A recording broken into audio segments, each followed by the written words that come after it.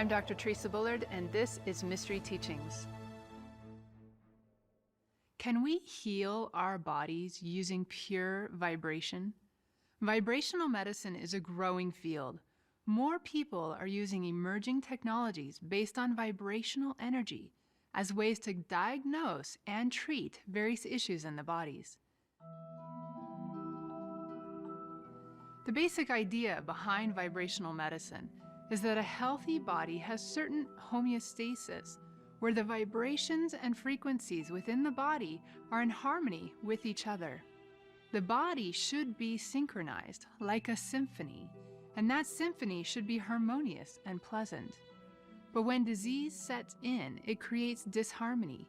Vibrations clash and there is discord. Scientific theories, including string theory and the holographic model, align with this idea of using vibrational healing methods as a way to bring the body into greater harmony and alignment. Our physical bodies are constantly emitting electricity, magnetic energy, and biophotons.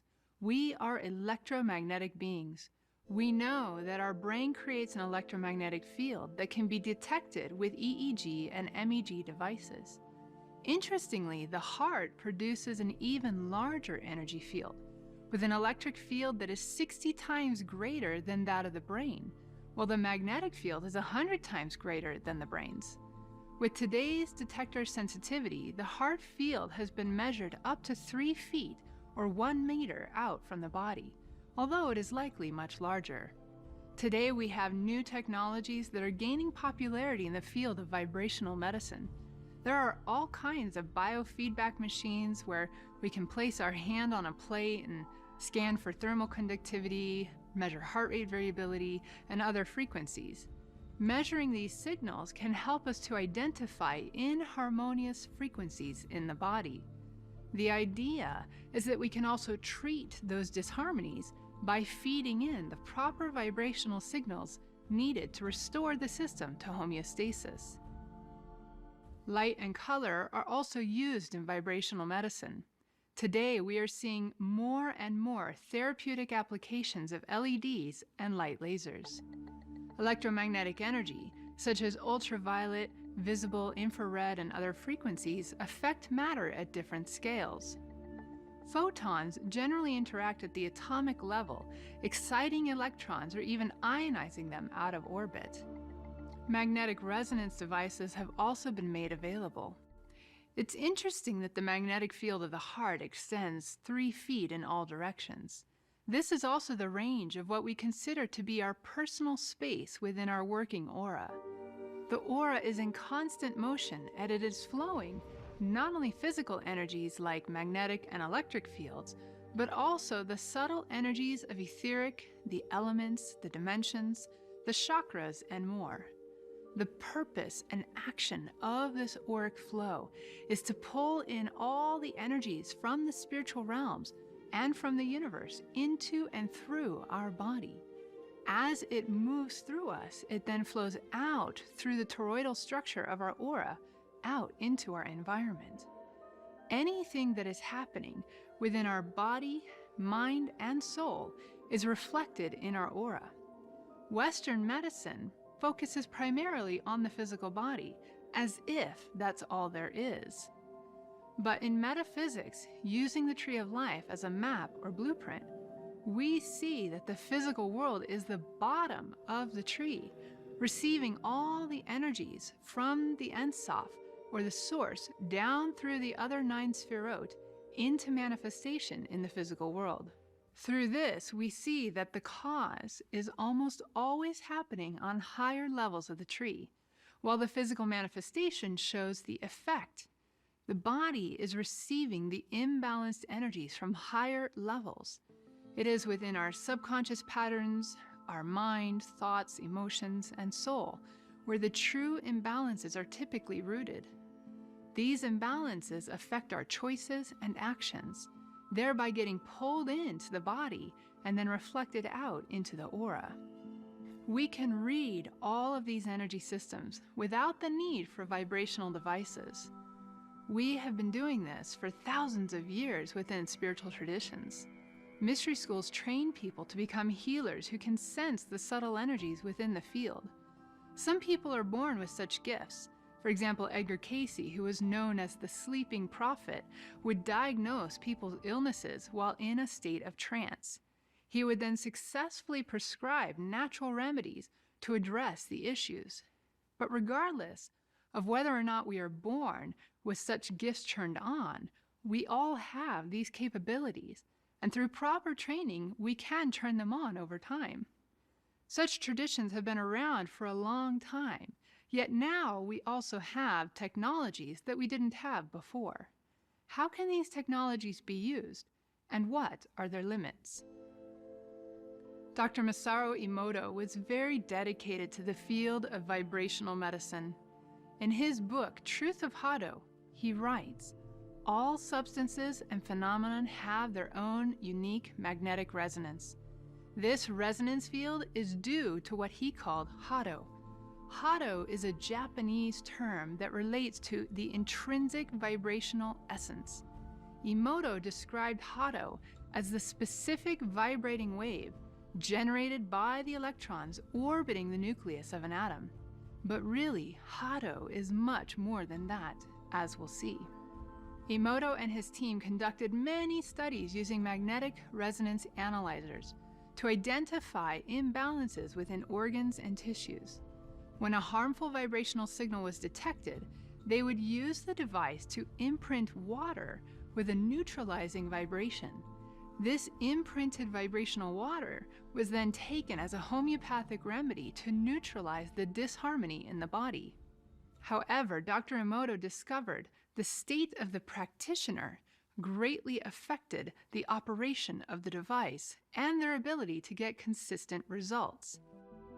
To get consistent results, it really depends on having a well-trained operator who could hold the right vibrational state within themselves and their mind.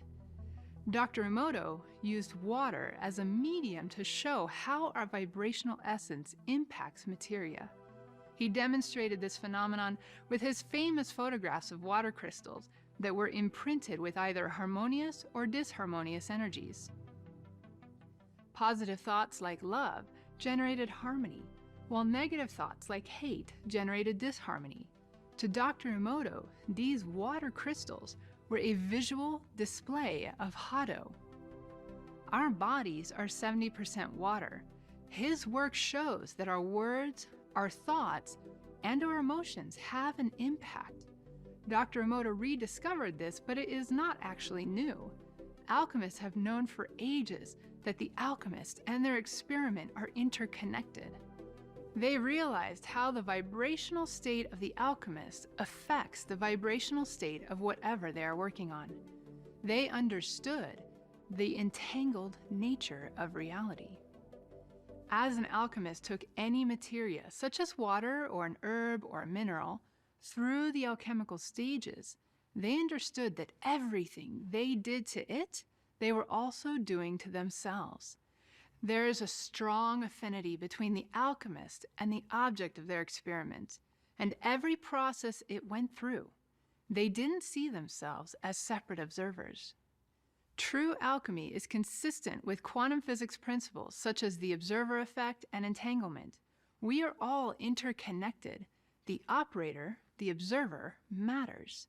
The observer and the observed are entangled together. We have to create the right state of being inwardly. Our thoughts alone can spoil the alchemical operations. Thus, we must be of pure mind and not allow emotions or attachments to interfere with our work. Then, we must be able to hold that coherent state, to have the right vibrational field for transformation to take place, regardless of the tools we use. The body knows how to self-heal when given the right input and energy. But once the system gets too far out of balance, the cells become confused or too toxic, and the subtle energy might not work because the body's program is too confused to respond in the right way.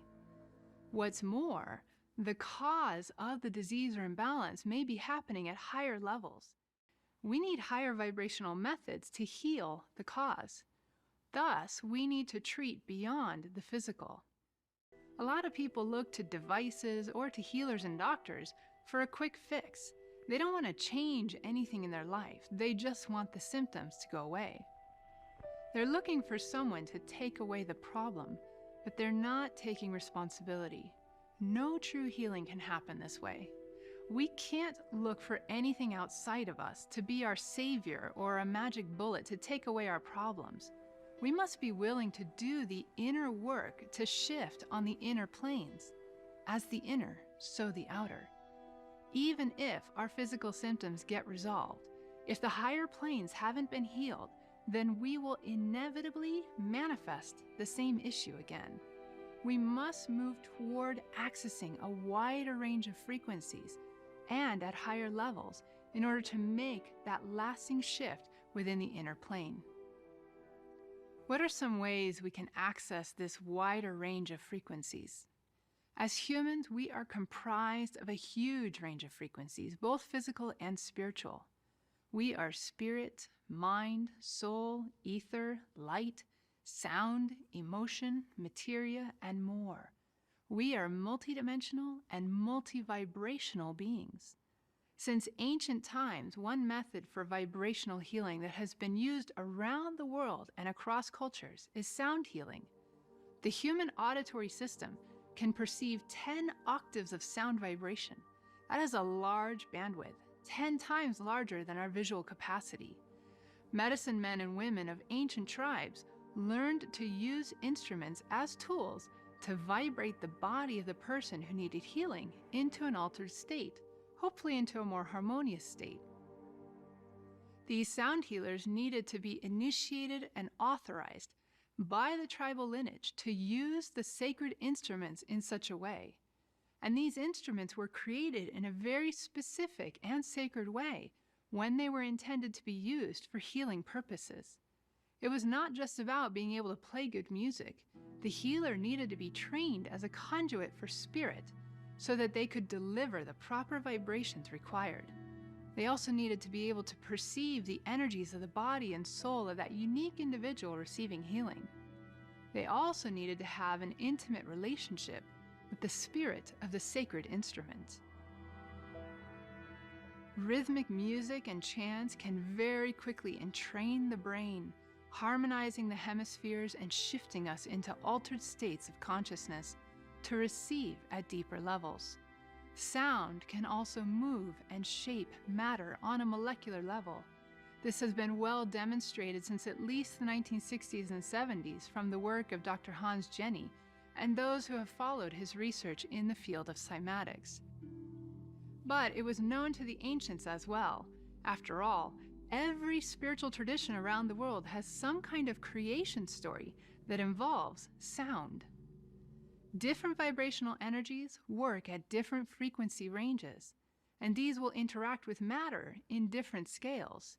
When it comes to healing, we want to reach homeostasis, which is a state of balance and harmony with everything in its proper rhythm, containing the right amount of charge and so on. This requires the use of a wide range of frequencies. Health is about balance at all levels of the system. So what does it take to get into true healing? To find and maintain that balance in body, mind, and soul. To achieve such balance, we must treat the mind. This is where most of our problems really start. Rather than treating just the physical level, we need to heal our mind and soul. How do we do that? The Kabbalistic Tree of Life gives us a blueprint for life and helps us to understand how things manifest. It also gives us clues for balancing and achieving true healing. The three-dimensional tree has 4 pillars known as the 4 watchtowers. These relate to our immune system that defends against disease and negativity. This three-dimensional tree is also our DNA. The 4 pillars relate to the 4 elements, earth, water, air, and fire. And as the tree rotates, it cycles through the elements. Each element has its own cycle. For example, we see this in water as it cycles through the phases of gas and liquid and solid. Each of the four elements similarly goes through its own phases and cycles. They're all cycling on the planet, constantly in motion, each in a different way. They all cycle. Similarly, we go through phases and cycles. In alchemy, there are four major phases called nigredo, albedo, citronitis, and rubedo. Nigredo is the process of decomposition and breaking down of impurities. Albedo is about purification and raising vibration. Citronitis is the transmutation and enlightenment of the self, while rubedo is the ultimate completion of the great work. We are all meant to be continuously cycling through these phases in our life.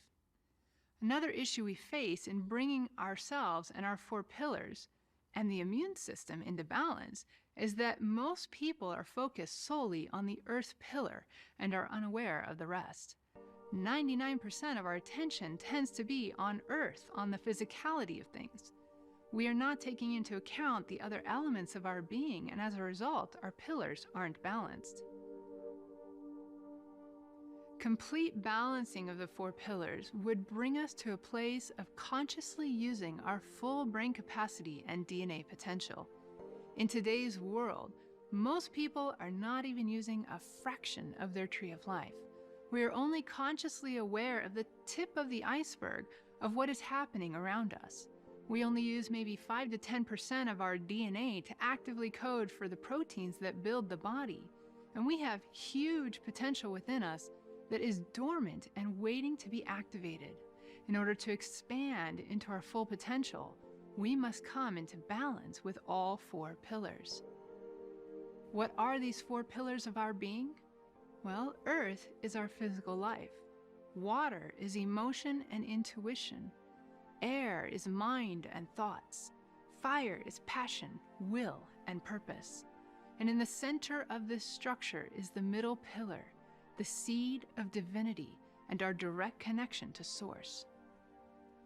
Our goal when balancing these is to come into the middle, to live in the middle pillar with all four elements active and balanced. This means both being aware of them and living a lifestyle that supports all of them in balance and good operation. When we do this, we are healthy emotionally, mentally, and physically, with a sense of our true purpose and actively expressing our gifts and creative spark. And when we have all four pillars active and balanced, then our immune system will be strong. We will live in the middle pillar, connected to our divinity and accessing limitless potential. If we could harness source energy within our DNA, as the Tree of Life indicates, and as alchemists of old agree, then we could be self-healing and self-generating. We could be consciously using 100% of our brain capacity, such as depicted in the movie Lucy. We could gain superhuman abilities as our brain becomes more active. Abilities like telepathy, telekinesis, clairvoyance, and so on. They would become commonplace. Maybe we could even become like Dr. Strange, harnessing time and space. What is the key to accomplishing such superhuman feats? Well, Dr. Emoto's conclusion after all his studies and research was that all things lie within your own consciousness. The concept of Hado corresponds with what the alchemists have known for thousands of years. It is the core essence of Source as it flows into our physical atoms and DNA. This source vibration in the physical is within our own consciousness. The key to healing and wielding this vibration within is what the alchemists refer to as the secret fire. Modern-day alchemist Dennis William Hauck says the alchemists believed that the driving force behind the evolution of matter, the connection between mental and physical reality, was fire. But this is not typical fire. The alchemists talked about different grades or types of fire. In particular, they mentioned 4 types. A Benedictine monk who practiced alchemy in the late 18th century by the name of Anton Joseph Pernetti called these 4 types elementary fire, secret fire, central fire, and celestial fire. Elementary fire is the fire we are all familiar with. Secret fire is higher consciousness. Pernetti said, this heat is very different within the generation of the individuals of the three kingdoms. It sounds a lot like Dr. Emoto's concept of Hado. Then the central fire is lodged in the center of matter. It is tenacious and innate in matter. It engenders matter. They called it God's signature within matter. Finally, the celestial fire is the highest grade. It is the pure power of divine will, which connects to material density through the central fire. What does all this mean? In essence, alchemists sought to harness the secret fire, that power of higher consciousness, in order to access the central fire or divine spark within matter and draw it out. They believed that through this process they could transform matter into its ultimate perfected state. Paracelsus wrote, "Know then that the ultimate and also the primal matter of everything is fire. This is the key that locks the chest. It is this which makes manifest whatever is hidden in anything." This fire must operate on the quantum level, within the zero-point field, the ether or akasha discussed elsewhere. Pernetti said it is specifically the central fire, contained within the center of matter, that produces or engenders matter. This is the smallest building block of matter, and this building block is the divine spark, the God seed, the core essence from the source, as its will touches the material realm. This central fire is a single unit or quantum of divine will, a particle of God consciousness. This particle is smaller than any other particle we know of, far smaller and of higher energy than anything current technologies can observe. It exists at the quantum scale, near the Planck length, the bridge between the quantum vacuum and the material realm, where consciousness and matter unite. On the Tree of Life, we find this central fire within the middle pillar. This is the central core of any atom. This particle of consciousness is within the nuclei. It acts as a portal through which divine consciousness enters into manifestation. It is the essence of Source within this world. It has the seed of divinity within it. This seed is something that we, as conscious and aware beings, can tap into by using our own secret fire of consciousness to reach it. This allows us to impact matter. From a quantum physics perspective, we might imagine that our thoughts send particles of consciousness toward whatever we are observing. Those consciousness particles shift the quantum state, causing the wave function to collapse. This is the mechanism or means by which we can direct consciousness to impact matter. Because those consciousness particles carry that pure essence of Source, they are directed by will, which directs the mind. Think of will as a force of creation that mediates and directs consciousness.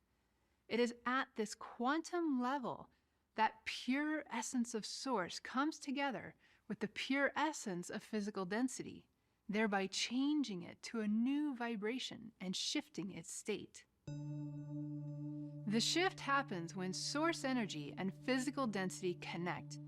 Through the unity of the two, spiritual and physical, transformation can happen. With just one, nothing happens.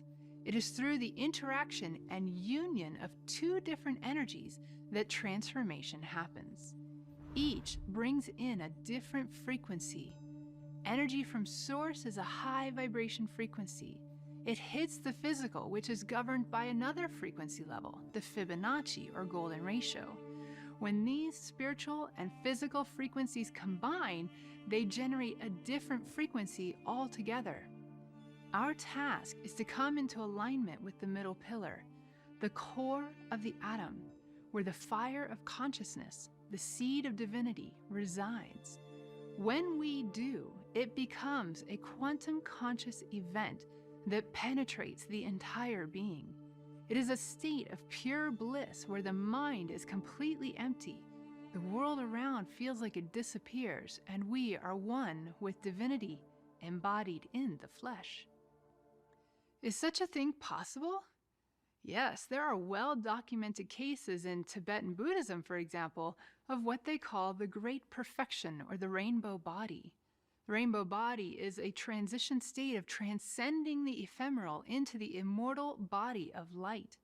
This is a phenomenon where the masters who have fully harnessed their consciousness and will after many years of devotion to their practices are able to alchemically extract the central fire from their atoms. They draw this essence together into one unified light body while discarding any final impurities that remain. As the central fire is extracted, the energy that holds the space within the atoms and between the atoms is also extracted, and that space between things collapses. All that remains is a small pile of dust and maybe hair, teeth, and nails, depending on the level of attainment of that master. As the spirit and soul are released with the light body, observers report seeing rainbows of light. Kabbalistically, the rainbow represents the full integration of all the sphirot on the tree of life, each emanating a different color of the spectrum. Only by being aware of ourselves as spirit, which is infinite, can we do this. Only through understanding numbers, frequency, rhythms, sounds, words of power, proper use of sacred geometry, and hado can we do this. These are the fundamentals that govern our ability to interact this level of reality. Beyond having knowledge of the concepts, we must also understand how to use them and put them into practice so that we become masterful at using them. That practice involves things like hermetic applications, Kabbalah, martial arts, ritual mastery, prayer, meditation, service, but also poetry, art, dance, passion, love, and joy in life. This is about the way we live life every day. It becomes a way of life. The only way to reach that state is by not having a comfort zone, constantly pushing the edge of progression to the next level. When we get too comfortable, we get complacent and we stagnate. When we're not progressing, we're regressing. There is no standing still. Thus, on a true path to mastery, we are always pushing our progression, getting out of the comfort zone to take that next step, then integrate, meaning implement, so that we can become proficient with that new skill or practice, and then continuing to step forward to the next level. We can harness these energies from the inside out. We can harness the secret fire.